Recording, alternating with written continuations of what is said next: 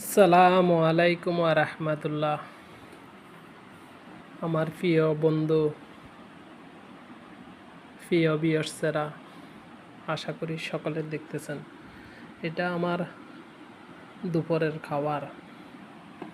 আশা করি সবার ভালো লাগবে। অনেকে মনে করেন আমরা বিদেশের বাড়িতে অনেক পোলাও কোরমা দিয়া খাইতে আছে।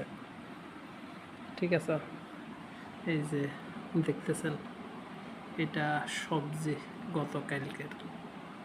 ঠিক আছে, তো এটা একটু গরম করে রাখি দিছি,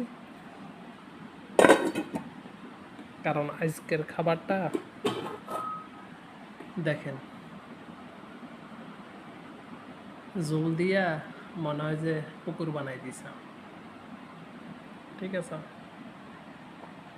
তো এই হলো অবস্থা।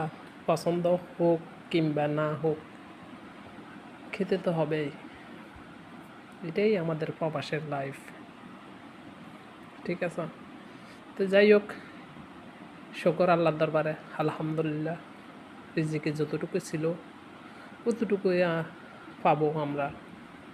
তো এটা নিয়ে মন খারাপ করার কিছুই নাই। আশা করি সকলে আমাদের জন্য দোয়া করবেন, আমাদের প্রবাসীদের জন্য দোয়া করবেন।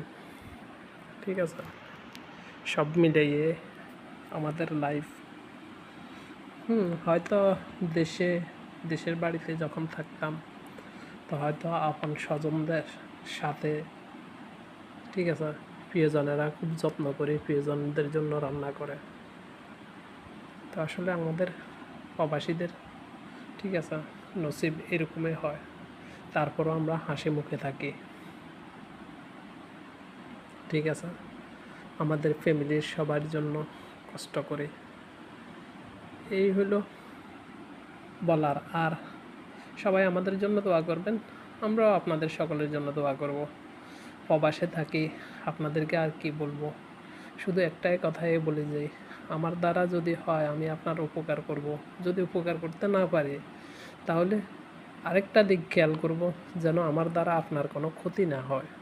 এই দিকটা আমি যথেষ্টভাবে খেয়াল করার চেষ্টা করি। তারপরে যদি আমার দ্বারা কোনো ভাই বন্ধু, পাড়া প্রতিবেশী কিংবা আমার কাজের জায়গায় কারো কোনো ক্ষয়ক্ষতি হয়ে থাকে, যদি আমার ভিডিওটা দেখেন, সকলে আমার দিকে ক্ষমা দৃষ্টিতে দেখবেন। আসলে আমার জেনে শুনে কারো চুল পরিমাণ ক্ষতি করার কোনো ইচ্ছা নাই।